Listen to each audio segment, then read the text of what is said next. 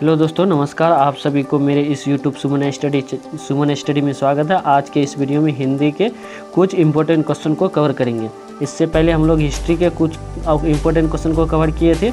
चलिए हिंदी को कवर करते हैं।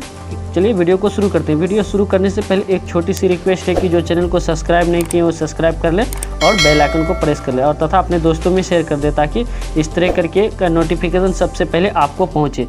चलिए क्या कहता है, क्वेश्चन नंबर 1 देखते हैं।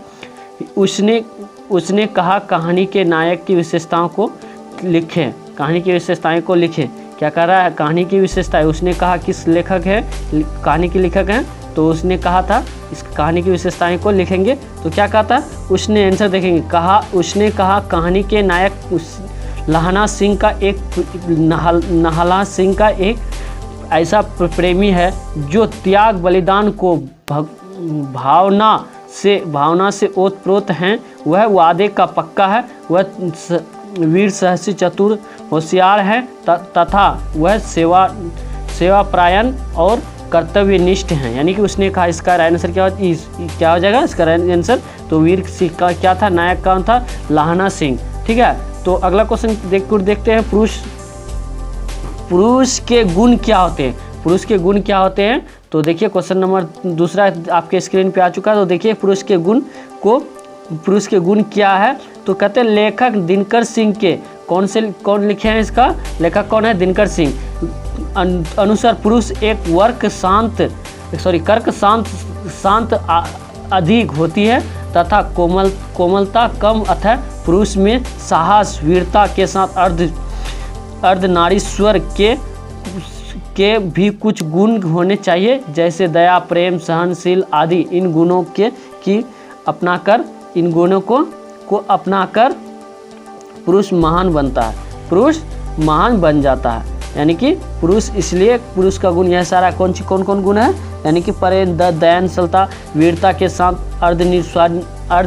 अर्धनारीश्वर हैं। इनके क्या कहते हैं, प्रेम, सहनशील आदि सहनशील होते हैं पुरुष में। तो क्वेश्चन नंबर 2 की तीसरा नंबर क्वेश्चन देखते हैं। आपके स्क्रीन पे आ चुका है। देखिए क्या कहता है, मालती के पति का परिचय दीजिए। मालती के पति महेश्वर पेशे से चिकित्सक हैं। वह सरकारी अस्पताल में कार्य करता है। मालती के पति क्या करते थे, सरकारी अस्पताल में कार्य करते। उसकी दिनचर्या यंत्र की भांति चलती रहती। उसकी दिनचर्या क्या चल रही थी, उसकी जो दिनचर्या थी वह चलती रहती थी, यंत्र की भांति चलती रहती थी। वह एक पहाड़ी गांव में रहता था। मालती के पति कहाँ रहते थे, पहाड़ी गांव में रहते थे तथा प्रतिदिन अस्पताल में रोगियों का इलाज करता और उसने नित्य ही काम होते थे। वह इसका वही क्या होते थे, नित्य काम होते थे।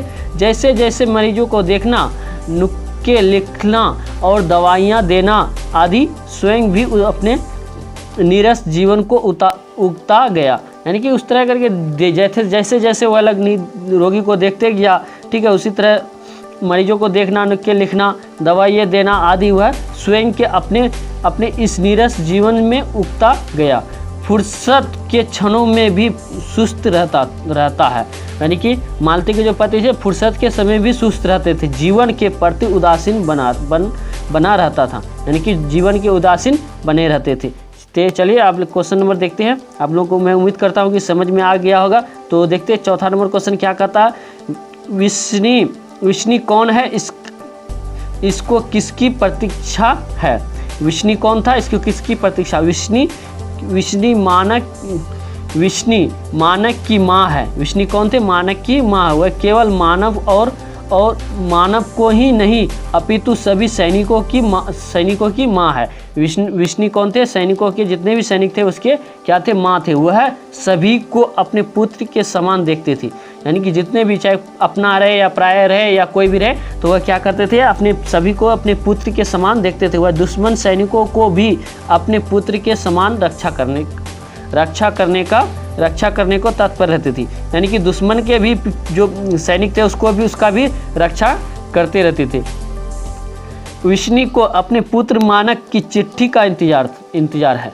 यानी कि वह प्रतीक्षा किसकी थी, तो अपनी चिट्ठी को, यानी विष्णु की अपने पुत्र की जो चिट्ठी का इंतजार था। मारक वर्मा की लड़ाई के सैनिकों के रूप में गया रूप में गया। वह जो पुत्र थे उसका क्या थे, एकलौता। वह घर की सभी जिम्मेदारी उस पर है। विष्णु उसकी कुशल क्षेत्र में जानने के लिए उत्सुक है। वह उसके पत्र का इंतजार कर रही थी, यानी कि विष्णु जो थी अपने पुत्र के पत्र का इंतजार कर रही थी। उसके मन में अनेक प्रकार की आशंकाएं जन्म ले रही है। वह पत्र न जाने का अपने भय हो कोसती थी। ठीक है, तो चलिए मैं उम्मीद करता हूँ कि चौथा नंबर क्वेश्चन आपको समझ में आ गया होगा। चलिए 5वां नंबर क्वेश्चन देखते हैं। क्या कहता है 5वां नंबर क्वेश्चन, हिंदी के काफ़ी इंपॉर्टेंट क्वेश्चन है और पूछे जा चुके हैं और काफ़ी गैस किए हुए क्वेश्चन है। डायरी क्या है, डायरी क्यों लिखनी चाहिए। डायरी क्या होता है, डायरी क्यों लिखनी। डायरी एक साहित्य है। डायरी क्या है, एक साहित्य है। डायरी में प्रतिदिन की घटनाओं को प्रतिपादित किया जाता है, यानी कि डेली की घटना को जो होती थी उसमें लिखा जाता है डायरी में। लेखिए अभ्यास का उत्तम साधन है डायरी के लेखक है। डायरी में लेखक को अपने आलोचना, निंदा, प्रशंसा और सभी को समान रूप से वर्णन करना चाहिए। यानी कि जो भी हुआ अपने साथ, बुरा हो, हाल अच्छा हो या कोई भी हो, तो यानी कि उसके प्रशंसा को अपने समान ही करना चाहिए। डायरी में अपनी गलती को सुधारने का एक सशक्त माध्यम है। डायरी क्या है, अपनी गलती के सुधारने का एक सशक्त माध्यम है, जो डायरी लेखन के एक जलते हुए जंगल के समान है।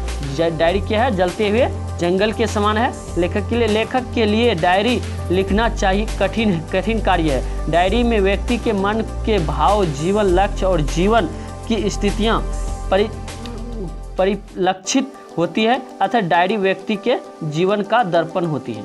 यानी कि डायरी क्या होती है, अतः डायरी जीवन के दर्पण की होती है। मैं उम्मीद करता हूँ कि आप लोग को 5वां नंबर क्वेश्चन समझ में आ गया है। चलिए अगला क्वेश्चन हम लोग देखते हैं। 6ठा नंबर के, पुत्र के लिए माँ क्या क्या करती है। वो बहुत ही इंपॉर्टेंट क्वेश्चन है और बहुत ही इंटरेस्ट क्वेश्चन है। पुत्र के लिए माँ अपना निजी सुख दुख भूलकर उसकी सुख सुविधा के विषय में सोचते रहती है।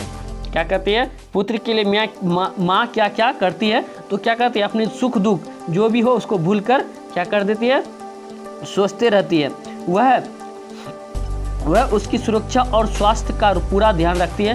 पुत्र अपनी सुरक्षा और स्वास्थ्य का पूरा ध्यान रखते हैं। पुत्र बीमार न पड़ जाए इसके लिए उसे हमेशा अपने पास गोद में रखती है। पुत्र बीमार न पड़ जाए या तो उसके लिए हमेशा वह अपने पास ही रखती है। उनका मनोरंजन करती है, उसका मनोरंजन उसको लेके खेलते करते हैं। ठीक है, उसे लोरी सुनाती है तथा उसके लिए मंदिरों में पूजा अर्चना करती है और ईश्वर के समान मन्नत मांगती है, ईश्वर से मन्नत मांगती है। अपने पुत्र के जीवन के लिए माँ का स्वर निछावर अपने करने का तत्पर रहती है। वह अपना सुख दुख भूल कर अपने पुत्र का पालन करती है। वह उसके जीवन के अनेक ख्वाब संजोती है तथा बड़े ही लाड़ प्यार से उसे दुलार के साथ अपने पुत्र का अभाव में भी उचित लालन पालन करती है। स्वयं धूप सहकर अर्थात दुख उठाकर वो अपने पुत्र की शीतलता यानी कि दुख पहुंचाती है। इसलिए माँ क्या करती है अपने पुत्र के लिए, तो हम लोग देख लिए 6ठा नंबर क्वेश्चन। तो चलिए आप लोग 7वां नंबर क्वेश्चन देखते हैं। क्या कहता, दानव दुरातत्व से क्या तात्पर्य अभिप्राय है। चलिए तो हम लोग देखते हैं क्या करता। इस धरती पर दानव और दुरातत्व राक्षस और उसके राक्षसी प्रवृत्ति एक सी जन की भावना को दलती है। इन विशेष के खूनी और चोरों के खिलाफ खड़ी जनता का इस शीर्ष है। पूंजीपति दानव है।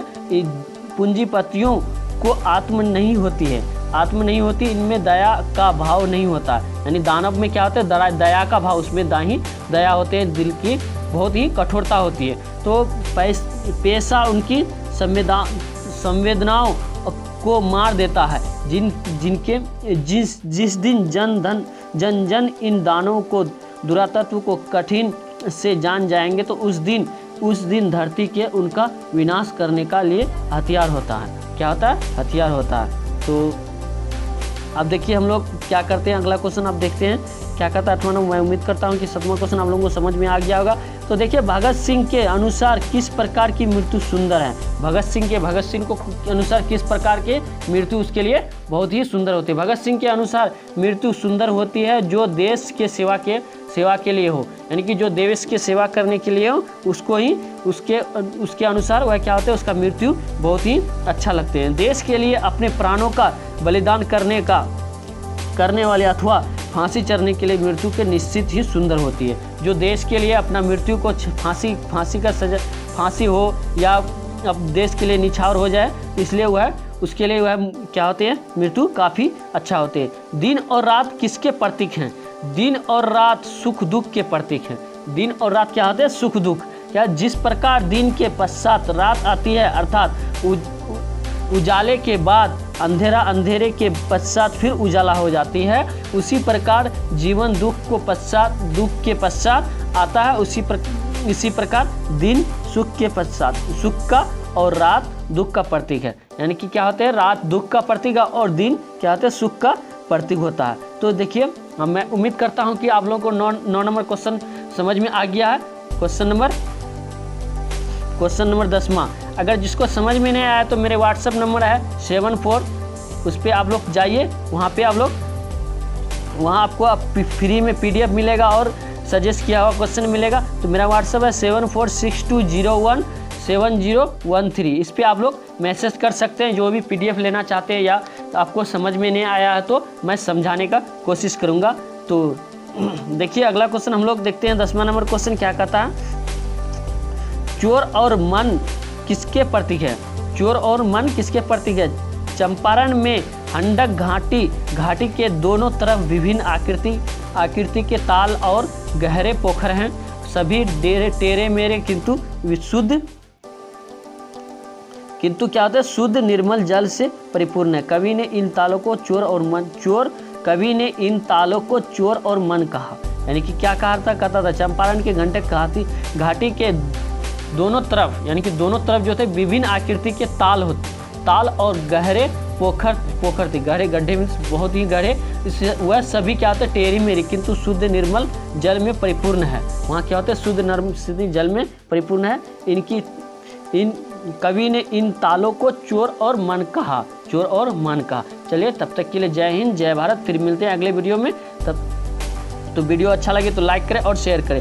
चलिए मैं एक और भी कहना चाहता हूं कि अगर जो PDF लेना चाहते हैं, जो क्या लेना चाहते हैं, PDF लेना चाहते हैं, तो मेरे इस वेबसाइट में जाएंगे सुमन सुमन study.in में।